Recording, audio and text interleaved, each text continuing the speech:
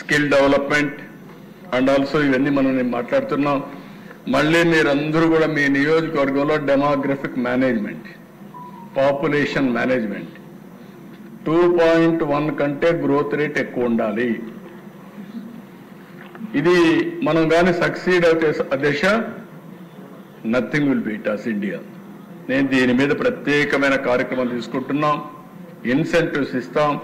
జనాభాని manage చేయడం మనందరం టార్గెట్గా పెట్టుకోవాల్సిన అవసరం ఉంది. రెండవ దిశ స్కిల్లింగ్ మీద. ఇప్పుడు 5వ తరగతి చదివే వాళ్ళు 15 సంవత్సరాల తర్వాత మార్కెట్లోకి వస్తే అప్పుడు ఎలాంటి స్కిల్స్ కావాలో ఇప్పుడే ఆలోచించి సిలబస్ ఇప్పటి నుంచే తయారు చేస్తాం, కరికులం తయారు చేస్తాం. ఆ విధంగా మొత్తం ఆలోచిస్తున్నాం. ఇంకో పక్క హెల్త్ విషయంలో కూడా చాలా స్పష్టంగా టెక్నాలజీ ఉపయోగిస్తాం. Preventive, curative, real time monitoring. Wearables అన్నీ వచ్చేసాయి. నేను చాలాసార్లు మీ అందరికీ చెప్పాను. ఈరోజు నేను ఒక రింగ్ పెట్టుకున్నాను. ఈ రింగ్ అంటే మీరు అందరూ ఏమనుకుంటారంటే ఏదో మంత్రాలు గింత్రాలు ఉన్నాయని. మంత్రాలు ఏమీ లేవు. ఆరోగ్యం కోసం ఆరా రింగ్ పెట్టాను. తెల్లవారితో నిద్రలేస్తే నేను స్లీప్ స్కోర్ ఎంతో చూసుకుంటా, బాడీ రెడీనెస్ చూసుకుంటా. తక్కువ ఉంటే ఒక అర్ధగంట గంట ఎక్కువ నిద్రపోతాను. దాంతో బాడీ ఛార్జ్ అవుతుంది. అదే మరి ఇప్పుడు చాలా డివైస్ వచ్చేసాయి. మీ ఆరోగ్యాన్ని కాపాడుకోవడం మీ చేతల్లో ఉంది. నేను మీకే చెప్పడం లేదు, రాష్ట్ర ప్రజలకు చెప్తున్నా. ఇది తెలివైన వాళ్ళకి చెప్తున్నాను. మనం ఎక్కువ తింటే ఎక్కువ ఆరోగ్యంగా ఉంటామని కార్బోహైడ్రేట్స్ ఎక్కువ తిని షుగర్ తెచ్చుకుంటున్నాం, డయాబెటీస్ తెచ్చుకుంటున్నాం. అక్కడి నుంచి ఓసారి ఎవరేం మాట్లాడినా మీకు ముందు కోపం వస్తుంది. అక్కడి నుంచి లేనిపోయిన సమస్యలు తెచ్చుకుంటూ ఉంటాం. ఇవి కూడా మనం గుర్తుపెట్టుకోవాల్సిన అవసరం ఉంది.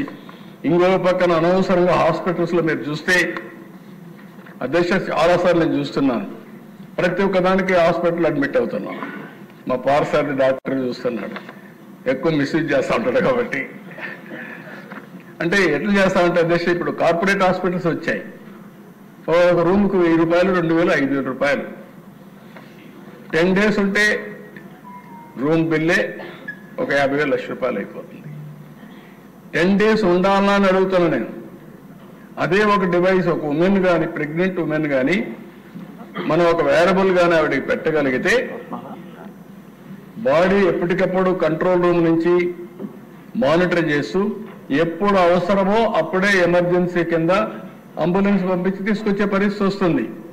10 రోజుల బదులు 5 రోజులు హాస్పిటల్లో ఉంటే సగం ఖర్చు తగ్గిపోయింది. ఇంకొక పేషెంట్కి ఉపయోగపడుతుంది.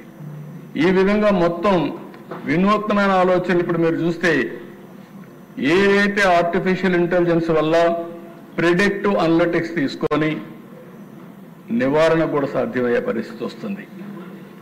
అనేక మీ హార్ట్ డిసీజెస్ కానీ లేకపోతే క్యాన్సర్ కానీ వేరియస్ ఇష్యూస్ దిశ ఇవన్నీ వస్తాయి.